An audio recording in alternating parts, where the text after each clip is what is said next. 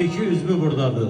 8'den ikisi buradadır. Maşallah gene yeniliyor ki bu toyun sesi sedası bütün Rusiyanı bürüsün. Ben isterdim ki simli aletlerin mahir ifaçısı, ana laylasını simlerde ifa edeyen Amil Tovuzlu balasını salamlayak. Ben bir yürekten almıştım. Ve bizim ansambılın solisti Coşkun Ağrı Ali Borsalı balasını salamlayak.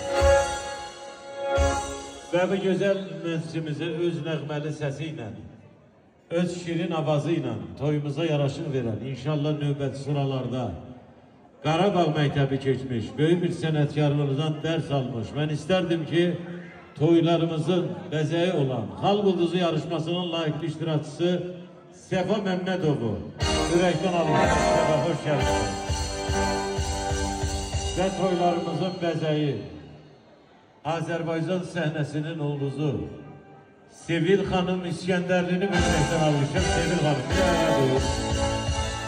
Bu insanlar bir görsün ki buradan gelenler nece gereği ifayla göstereyim. Ben her birinizi tebrik ederim.